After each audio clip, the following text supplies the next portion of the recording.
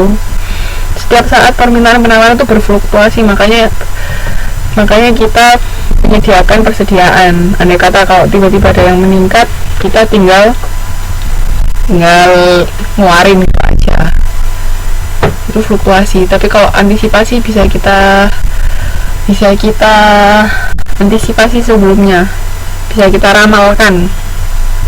Fluktuasinya tuh bisa kita ramalkan, itu kalau antisipasi. Tapi kalau fluktuasi ya sudah, kita tinggal jagani, berjaga-jaga andai kata ada permintaan meningkat. Paham Bu Novi? Ada yang mau ditanyakan?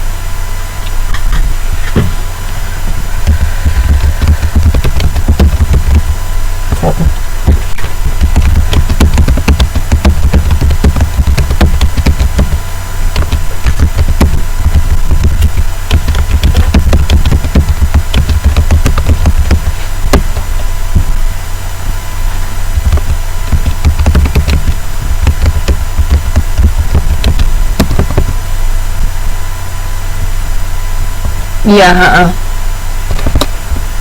kalau yang fluktuasi itu kita nggak bisa meramalkan ya, tapi buat jaga-jaga aja. Andai kata ada permintaan meningkat.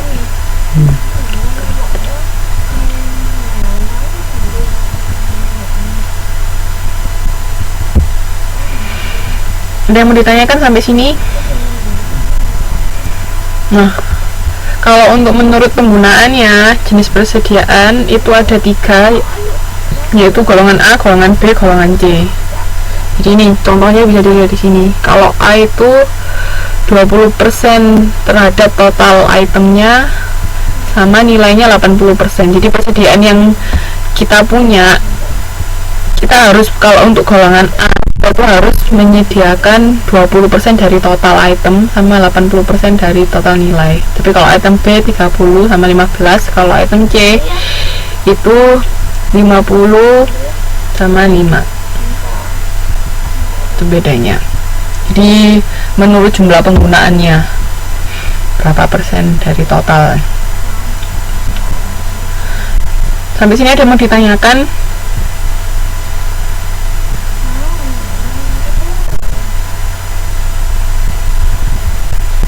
Nah, ini untuk struktur biaya-biaya persediaan. Tahu kan kalau biaya per unitnya berapa, jadi kita ngitungnya dari biaya langsung barang persediaannya.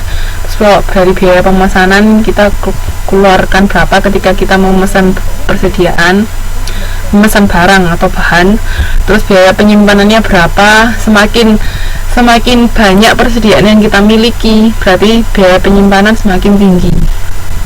Terus biaya risiko kerusakan dan kehilangan ini juga. Terus biaya kehabisan persediaan. Nah, ini biaya kehabisan persediaan ini kan misalnya kita nggak punya persediaan, tapi ada pesanan yang tiba-tiba datang dari konsumen. Berhubung kita nggak punya persediaan, otomatis kita kan nggak bisa memenuhi pesanan konsumen. Nah, terus habis itu konsumen, karena kita nggak bisa memenuhinya, pindah ke perusahaan lain sama-sama menghasilkan produk yang sama. Nah, otomatis kita kan rugi itu. Makanya itu termasuk biaya kehabisan persediaan, bisa seperti itu. Jadi karena kita nggak punya persediaan, kita nggak bisa memenuhi keinginan konsumen, itu juga termasuk biaya. Di situ biaya yang berkaitan dengan persediaan, ya biaya-biaya lain yang langsung berkaitan sama barang persediaannya itu. Terus struktur biaya-biayanya, jadi sebisa mungkin kita manage ya, jangan sampai persediaan itu menumpuk terlalu banyak, juga jangan sampai kita nggak punya persediaan sama sekali.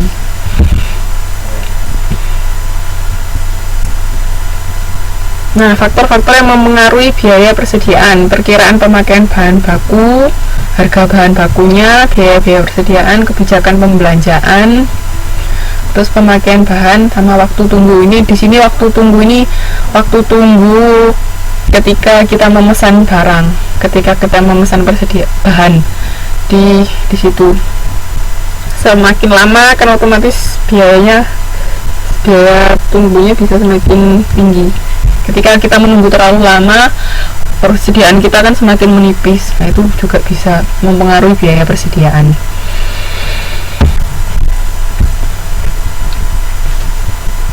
Terus ini juga ada model pembelian bahan. Misalnya kita belinya setiap 2 minggu sekali, atau kita belinya setiap, kalau misalnya persediaan yang ada itu tinggal sekian, ada batasannya. Nah, itu tergantung masing-masing strategi perusahaan seperti apa. Terus persediaan pengaman sama pembelian kembali, itu tadi. Ini semua, ini alurnya ya, flow chartnya. Di kebijaksanaan, harga bahan, biaya persediaan itu semua mempengaruhi produksi. Jadi persediaan barang ya, bahan itu mempengaruhi produksi. Terus juga penting di sini ketika kita menggunakan bahan mentah, persediaan itu jangan sampai yang kita gunakan sama yang kita catat itu nggak sama. Itu juga bisa mengganggu jalannya produksi, ya kan. Kalau andai kata kita mencatatnya terlalu sedikit padahal yang kita gunakan itu lebih banyak, nah itu kan bisa berakibat nanti kita nggak ngerti ternyata bahannya sudah berkurang jauh misalnya, padahal kita mencatat oh masih ada, tapi ternyata nyatanya sudah nggak ada. Nah, itu kan kita nggak bisa ngantisipasi beli bahan yang baru kalau kayak gitu. Jadi hati-hati, kesalahan pencatatan itu juga bisa fatal. Oke, ini jadi waktu tunggu menentukan pembelian kembali. Terus semua akhirnya mempengaruhi persediaan bahan dan mempengaruhi proses produksi. Pengawasan persediaan.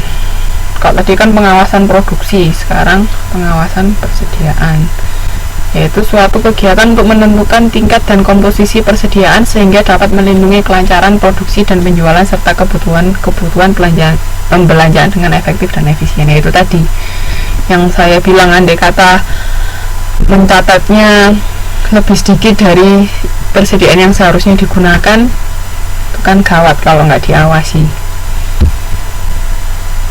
Nanti molor semua karena kita nggak punya persediaan.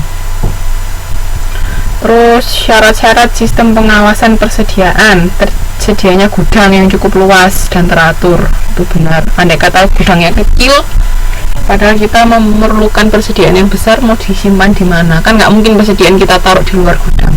Nah, kalau hujan gimana? Kalau kena angin gimana? Kalau misalnya ada orang-orang yang jahil mau mengambil persediaan kita, kan perusahaan bisa rugi. Terus sentralisasi kekuasaan dan tanggung jawab kepada orang yang dapat dipercaya. Jadi langsung biasanya mungkin manajernya yang bertanggung jawab mengawasi anak buahnya. Terus pencatatan barang ini juga, tadi kan berapa yang digunakan, berapa yang masih sisa. Ingat di perusahaan manufaktur untuk harga pokok produksi kan ada persediaan barang dagang, persediaan awal, terus ditambah apa, dikurangi persediaan akhir, ya kan, ketemu harga pokok produksi. Sama pencatatan yang teliti itu sangat penting untuk pengawasan persediaan.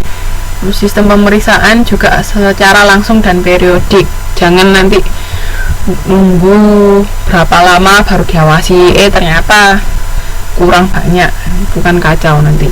Sama perencanaan atas pemakaian, perlakuan dan penyimpanan itu juga harus diawasi.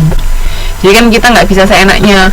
Kalau misalnya kita mau memproduksi 100 unit barang, misalnya kita membutuhkan 50 bahan mentah, yaitu harus direncanakan dengan benar. Berarti kalau kita mau memproduksi 200 barang, berarti kan bahan mentahnya harusnya 100, nggak mungkin bahan mentahnya tetap 50, kan nggak bagus nanti hasilnya. Itu sampai sini ada yang mau ditanyakan? Jadi pokoknya intinya jangan sampai persediaan itu kurang, juga jangan sampai persediaan itu menumpuk berlebih-lebih. Jadi harus pas di tengah-tengah, itu tujuannya.